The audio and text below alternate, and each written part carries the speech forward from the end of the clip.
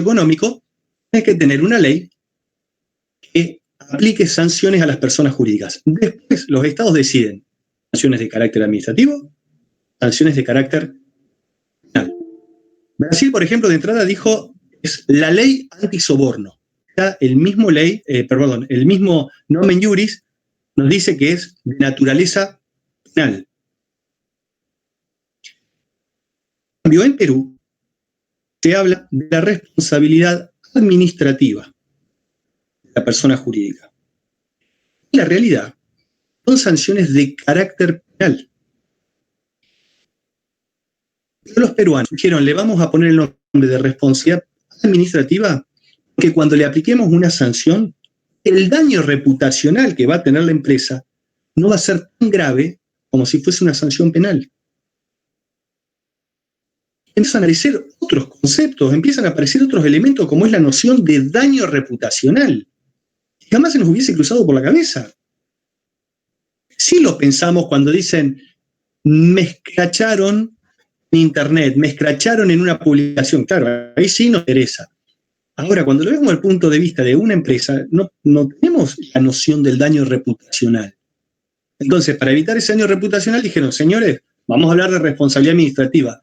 Mire que las sanciones son de naturaleza penal, no importa, pero le vamos a decir que son administrativas. En Argentina, el legislador lo tuvo muy claro desde el primer comienzo. ¿Por qué? Porque incluso en el mismo nombre de la 27401 habla de régimen penal de la persona jurídica privada. Esta ley fue en realidad presentada en sociedad, entre comillas, como la ley penal empresaria. Pero la ley penal empresaria, en realidad es como, a mí personalmente y a muchos también con los que he hablado, da la sensación de que habla de los delitos que se cometen a través de las empresas.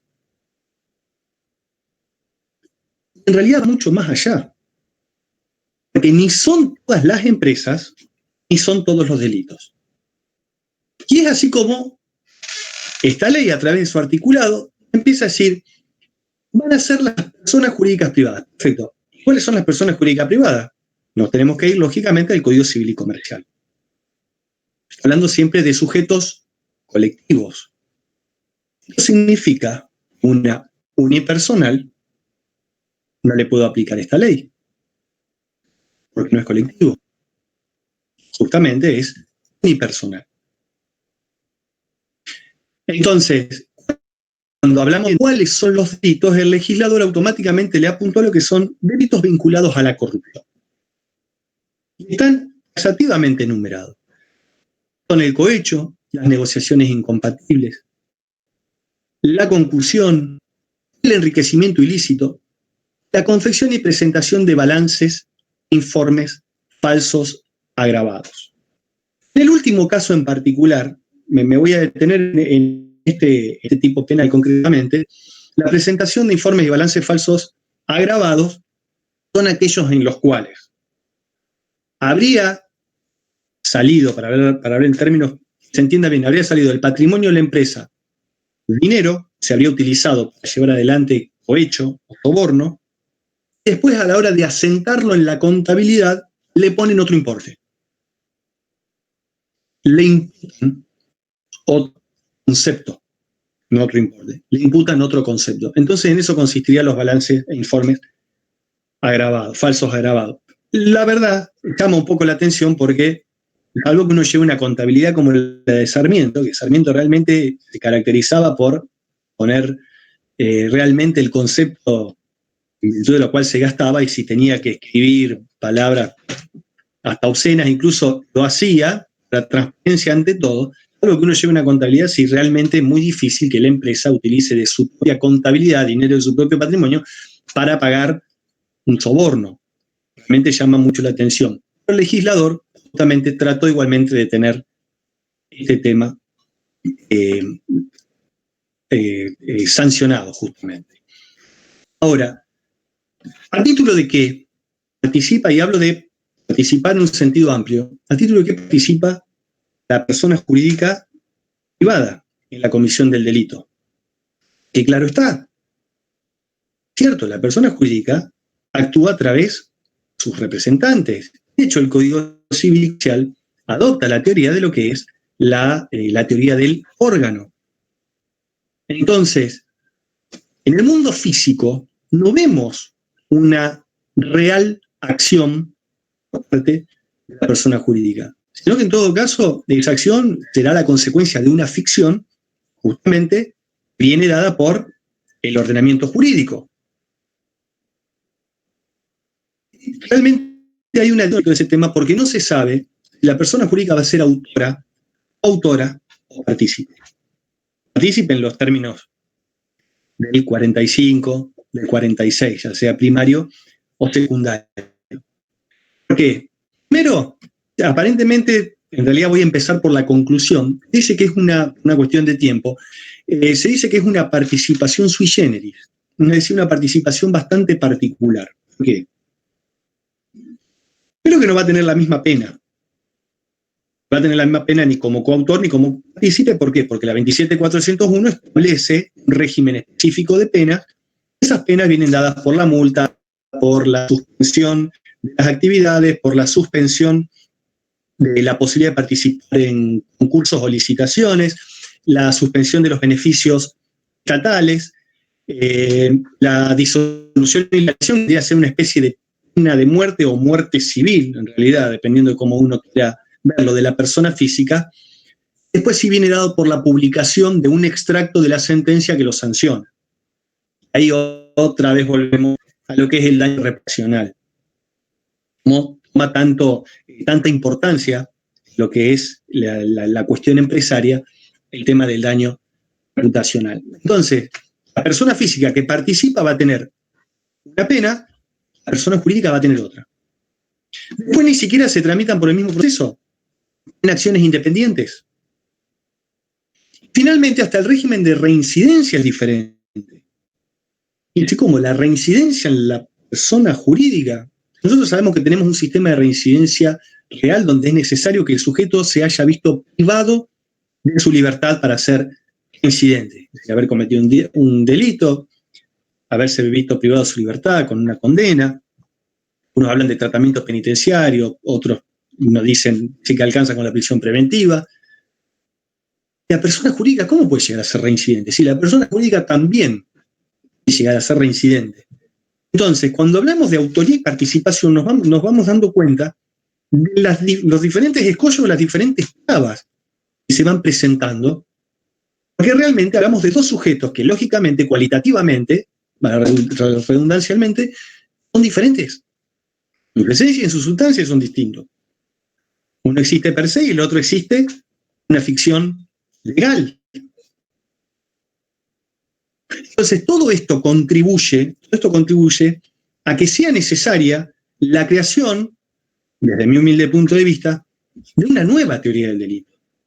Eso, como dicen algunos autores, muchos autores titulan sus charlas o sus trabajos diciendo la responsabilidad penal de la persona jurídica hacia una teoría del delito y no desde una teoría del delito, lo cual me parece sumamente acertado y es algo en lo cual se viene trabajando mucho.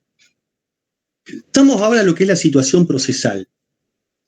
La situación procesal, la 27.401, también establece una serie de derechos y garantías que tiene toda persona sometida a proceso, como imputado. Lógicamente va a tener que tener un representante legal. Ese representante legal, por supuesto, no puede estar involucrado en los hechos que se investigan. Usted va a tener que tener otro representante legal. A su vez va a tener que tener un abogado defensor.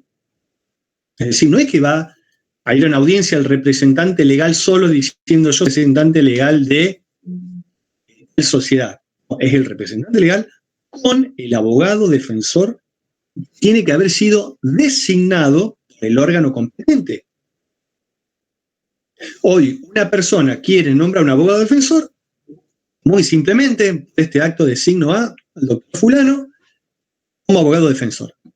Fin de la historia. En cambio, en una SRL, una sociedad anónima, va a tener que ser el directorio, va a tener que ser la gerencia la que a través de la forma que establezca el contrato social, el estatuto, termine ¿quién va a ser el abogado defensor? Se va a tener que llevar adelante una asamblea, se va a tener que hacer constar en el libro de actas. Vamos viendo cómo tiene, lógicamente, sus particularidades. La rebeldía, fijar un domicilio. El domicilio, fijar si en principio no es el de la sede social. Si no fija un domicilio, va a terminar siendo de la sede social. ¿Hay rebeldía? Sí, por supuesto. ¿Hay rebeldía? ¿Tiene derecho al recurso? Tiene derecho al recurso. Y si llega a haber en algún momento algún conflicto de interés entre el representante legal, ni hablar con el abogado defensor, pero entre el representante legal y la persona jurídica, va a tener que cambiar representante legal. Ahora, estos delitos de los cuales estamos hablando, lógicamente, son tan complejos y es muy compleja incluso no solo la investigación, sino también la demostración. Realmente va a ser muy difícil llevar a juicio este tipo de cuestiones. Entonces el legislador, con muy buen criterio, lo primero que hizo fue crear los acuerdos de colaboración eficaz. Los acuerdos de colaboración eficaz no son más que los acuerdos de arrepentido que se ve en otra ley, en la 27.304. Esa ley tiene básicamente como finalidad lograr la colaboración entre el imputado y la fiscalía para evitar llevar adelante todo un trámite que va a terminar siendo muy tedioso, muy difícil, la verdad, de llevarlo, muy costoso para el Estado y sobre todo nadie sabe cómo va a terminar. Establece una serie de requisitos. No es que acá el acuerdo de colaboración lo van a hacer como cuando va una persona física y le dice al fiscal, mire, la verdad yo, es cierto, formé parte de esta asociación o banda, le voy a dar la información de quién era mi jefe, quiénes son las otras personas que formamos parte de la misma, y a la vez le voy a decir dónde están las ganancias o qué hicimos con el dinero que ganamos. No, en este caso, va a tener que demostrar, esto surge de una investigación interna o a raíz de la denuncia, y va a tener que devolver el beneficio. Y se va a tener que obligar a cooperar brindando información útil y precisa. Claro, el representante legal, la sociedad, del SRL, del SA o de los tipos previstos en el Código Civil y Comercial, va a tener que brindar toda esta información. Después el fiscal va a evaluar si toda la información sirvió o no. Y una vez que le haya dado estos elementos, porque esto la ley no termina de ser clara, el artículo no termina de ser claro, dice, se compromete a proporcionar los elementos. Ahora, ¿cómo? ¿Hace un listado? De alguna manera esto se tiene que materializar. Hace un listado de decir, bueno, todas las personas involucradas, consultano, mengano, fulano, la mecánica en la que llevamos a cabo las acciones era de esta manera. El dinero ingresaba de esta forma y después pasaba por distintas cuentas bancarias hasta que terminaba en un banco que está en un país no cooperante. Los países de paraísos fiscales, hoy se los denomina no cooperantes. Va a decir, una vez que tenga todo esto, yo te lo doy, o va a agarrar directamente la pila de papeles, se la va a llevar a decir, miren señores, acá está todo. Y van a decir, ¿cuál es la diferencia? ¿Y cuál es la diferencia? Que desde el mismo instante en el que comienza la negociación tiene carácter confidencial. Y que una vez se llega a caer el acuerdo, todo lo que la persona jurídica le proporcionó al fiscal no lo va a poder utilizar, salvo el fiscal pueda acreditar que iba a acceder a esa información a través de un camino alternativo. Entonces, vamos viendo cómo hay distintos requisitos para poder, sobre todo, eximirse de responsabilidad penal y también administrativa. Esto es muy importante porque en otras disposiciones solo eximirse de responsabilidad penal, pero no de la responsabilidad administrativa. Y la ley le dice, está bien, ahora que hiciste el acuerdo de colaboración vas a tener que implementar un programa de integridad. ¿Qué es un programa de integridad? Y aquí es donde entramos en la parte del compliance y del criminal compliance. Y un programa de integridad básicamente va a ser un código de conducta ¿Tendiente a qué? Tendiente a que en determinadas situaciones se tomen decisiones éticas. El compliance, que se inició, podemos decir, como hito en 1977, en Estados Unidos se sanciona lo que es la FCPA, la Foreign Corrupt Practices Act, que son las leyes contra la corrupción extranjera, a raíz de lo que fue el Watergate, donde el Estado se había visto involucrado en maniobras tendientes a evitar que la prensa tomara conocimiento de un escándalo que había ocurrido en el gobierno. ¿Y cómo lo hizo? Ni más ni menos que a través de la CIA, así con las agencias de inteligencia.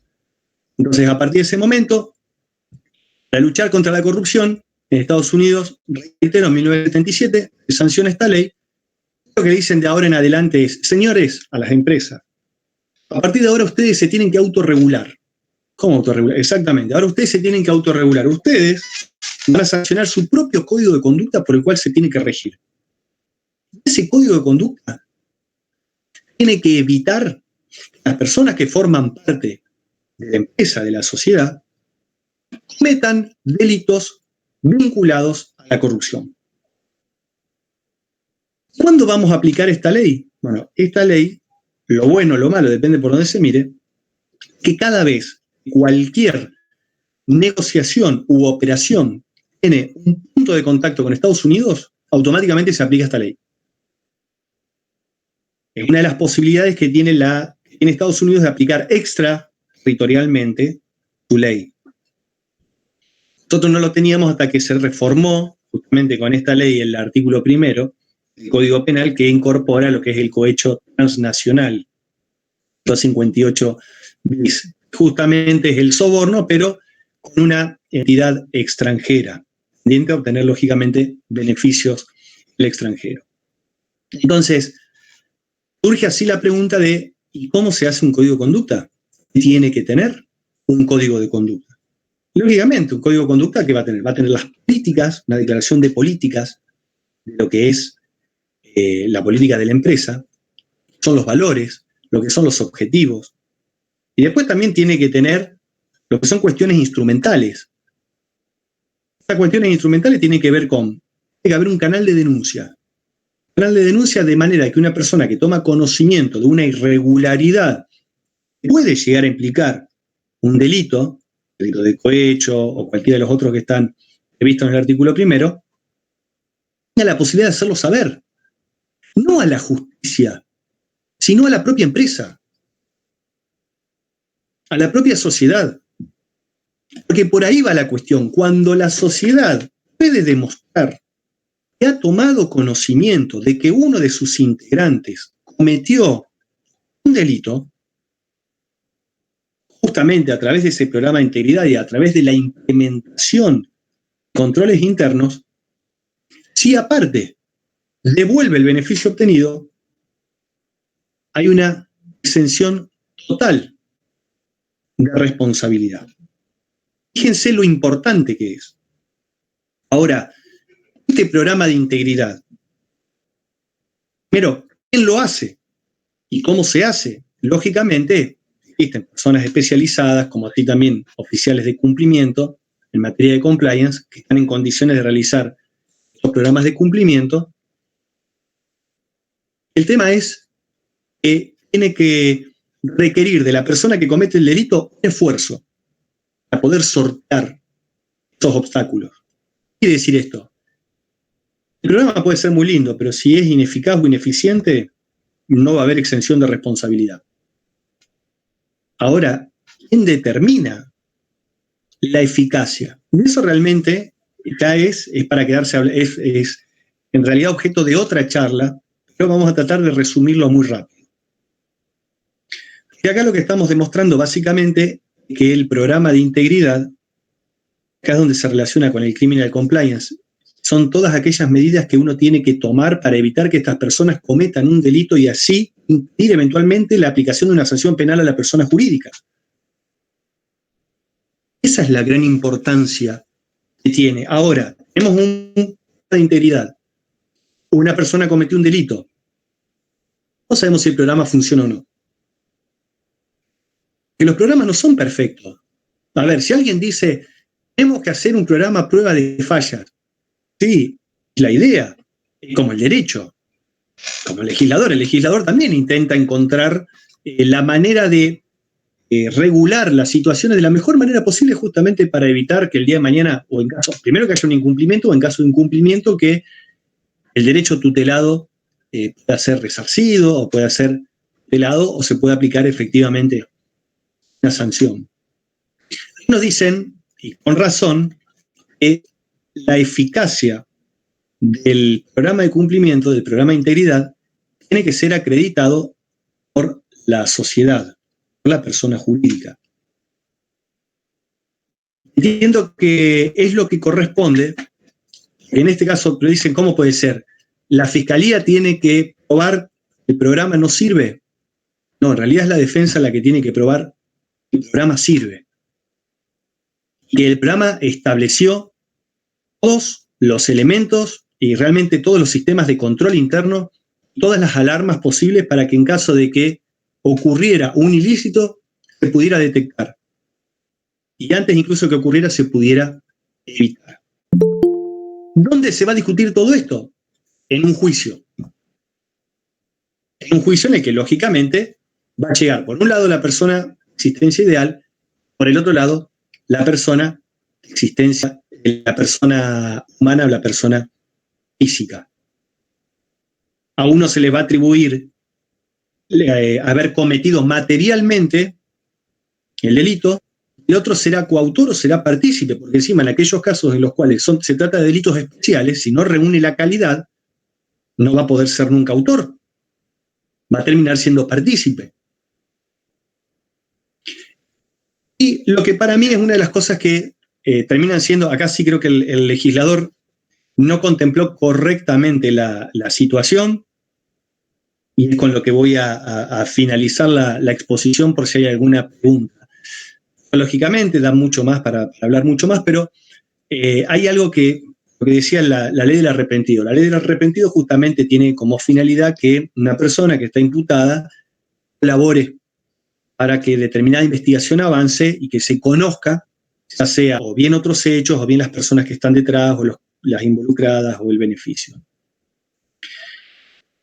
Si nosotros decimos que la ley de responsabilidad penal de las personas jurídicas contempla los delitos en los que una sociedad, sea directa o indirectamente, interviene, la comisión de delitos de corrupción, por ejemplo en el soborno, es como que los acuerdos de colaboración eficaz de la 27401, la ley de responsabilidad penal de la persona jurídica, es como la otra cara de la moneda de la ley del arrepentido.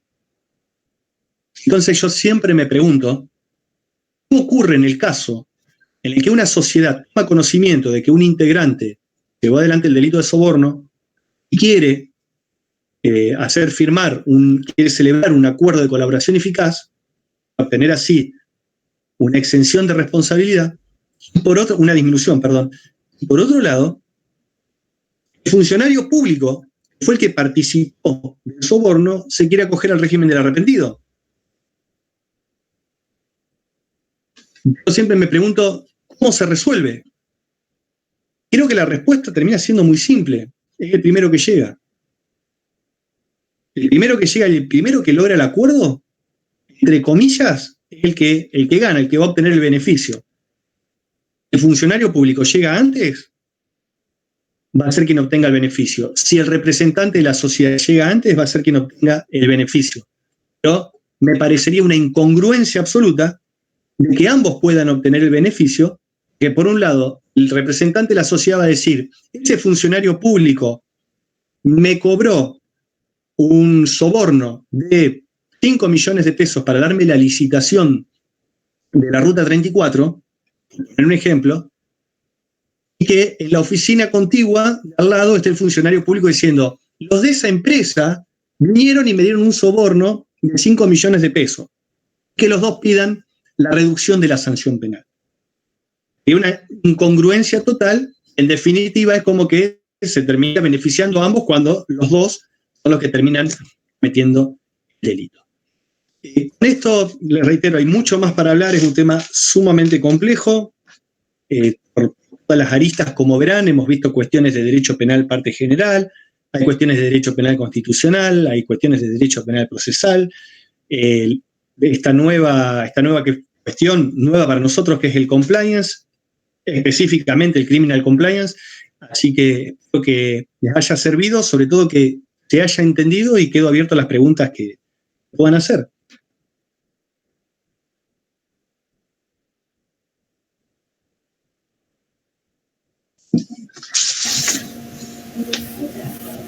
Alejandro, ¿un ejemplo puede estar dado en el caso de Fariña? Esto es uno de los casos de los cuales se hablaba del arrepentido, efectivamente. Arrepentido que en ese caso apunta horizontal, de forma horizontal hacia arriba. Y en el caso de que, yo porque me puse a leer ahora, él después renuncia a este programa de protección, algo así.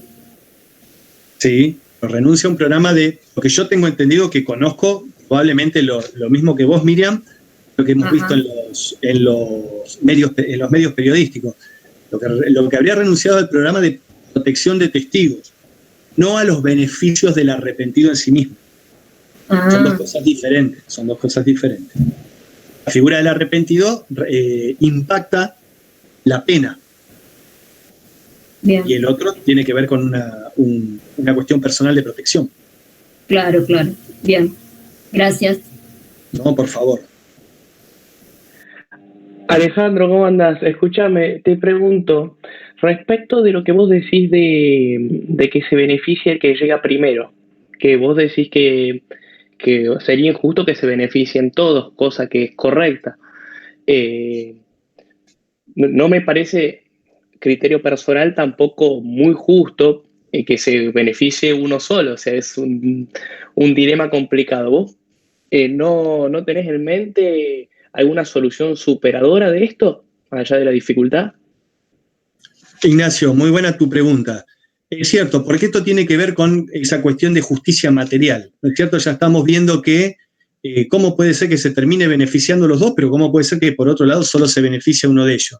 Yo creo que alcanzaría con una reforma legislativa en materia de lo que son estos delitos en particular y establecer cuál sería el régimen. Porque reitero, no puede ser que gane, entre comillas, el primero llegue a celebrar el acuerdo. También hay otra cuestión. No solo es quien llega primero, a lo mejor la persona jurídica llega antes. Cuando llega antes, perdón, estoy tratando de ser lo más gráfico posible. Llegue antes, me refiero que llegue antes a lo que sería la oficina en la que va a poner de manifiesto esta situación. Pero después está el tema del plazo.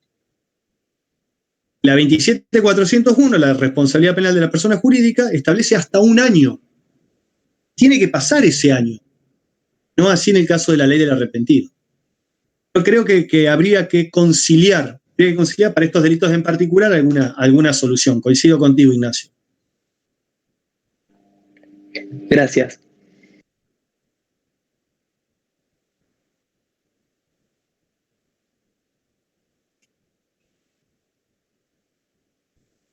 ¿Alguien más? Si no, ¿alguna acotación? Fabricio. No, por mi parte fuiste muy claro y era algo que no había estudiado mucho. Por lo menos en la UNL medio que no está muy presente el tema de la responsabilidad penal de las personas jurídicas. Siempre, no sé, no es algo que, por lo menos yo que tuve en la modalidad de cursado con la pandemia, esto no es un tema que hayamos tocado con profundidad ni que se haya tomado los exámenes. Así que yo por mi parte arranqué 0 y estuvo muy bueno. Sí, en términos generales es como que en los programas, a ver, nosotros tampoco lo damos en profundidad porque la teoría del delito es muy amplia. Bueno, en la Universidad Nacional del Litoral, lógicamente, hay excelentes profesores en materia de derecho penal parte general, han escrito libros y han tratado, de hecho, estos temas. Así que, pero sí, lamentablemente no es un tema del que se le disponga mucho tiempo, que es demasiado específico. Así que bienvenida la iniciativa y la inquietud para trabajar este tipo de cuestiones, ¿no? Sí, relativamente moderno. O sea. Sí, aparece, de hecho, hay una cuestión que yo también la veo, Te digo que el compliance, que antes era solo cumplimiento normativo, después pasó a ser también cumplimiento ético, por eso ya no se habla de programa de cumplimiento, sino que se habla de programas de integridad. Estamos hablando de cuestiones morales. Siempre digo lo mismo, cuando nosotros, no lo digo yo, lo decimos todos, ¿no? El primer día ponemos el primer pie en la facultad, no alcanzamos a poner el segundo pie, que ya decimos, hay que distinguir entre derecho y moral, ¿sí o no? Hay que distinguir entre derecho y moral. El compliance tiene todas estas cuestiones de ética, de moral, donde un incumplimiento de un deber moral o ético puede llegar a traer aparejada una cuestión penal.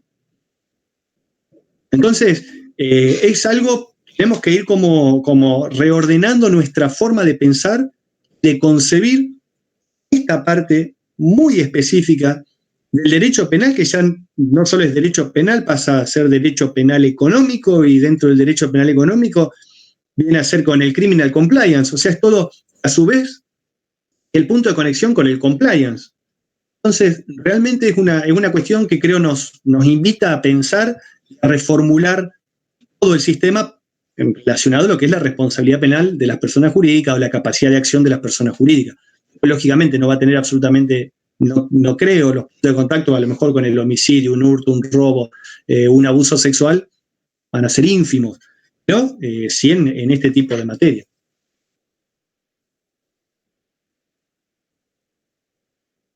Buenísimo, Alejandro. No sé A si mí me parece que estuvo Sí, bueno Miriam. cuando vos comenzaste el tema, que dijiste incompliance o uncompliance, diría yo, que es lo que se vería acá en esta Argentina. Sí, realmente es una situación, bueno, eso es lo que se llama, no me quiero, por eso digo, este es un tema para hablar horas y horas y horas. Uno de los mayores desafíos de la implementación de un programa de integridad en una empresa es lo que se llama compliance en escenarios adversos. ¿Y qué es un escenario adverso? Donde hay una cultura distinta, donde hay una cultura que uno dice, por ejemplo, frase conocida por todos, esto acá siempre se hizo de esa manera. Acá siempre lo hicimos así. A ver, si nosotros como sociedad hipotética lo digo, no es que lo veamos así, pero si nosotros como sociedad hipotética no concebimos que se puede ganar una licitación si no es sobornando al que en definitiva termina aprobando el pliego, o si no es sobornando al que va a abrir los pliegos para saber, o al que recibió los pliegos para saber cuánto ofreció uno para yo poder ofrecer un poco menos.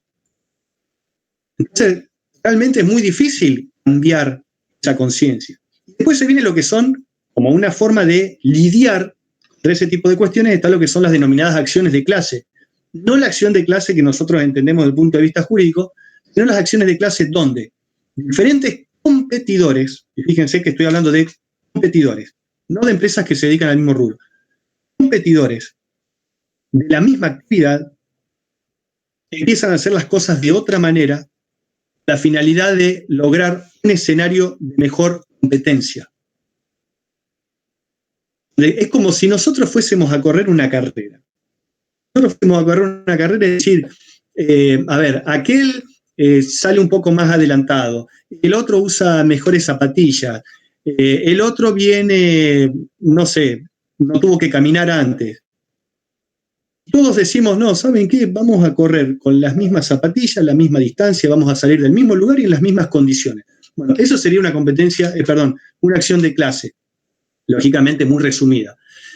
Si estas acciones de clase se sostienen en el tiempo, van a crear una conciencia de que se pueden llevar adelante las cosas de forma ética.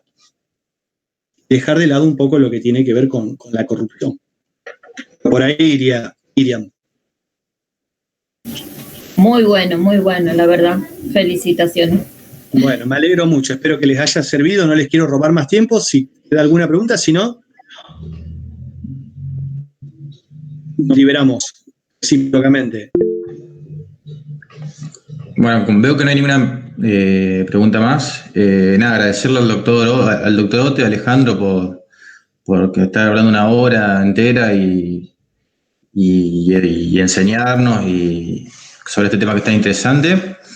Y bueno, comentarles que mañana vamos a estar cerrando el curso el expositor de mañana va a ser el doctor Oroño, Néstor Oroño, y previa a la exposición del doctor Oroño vamos a tener unas palabras del decano de la facultad, Aga.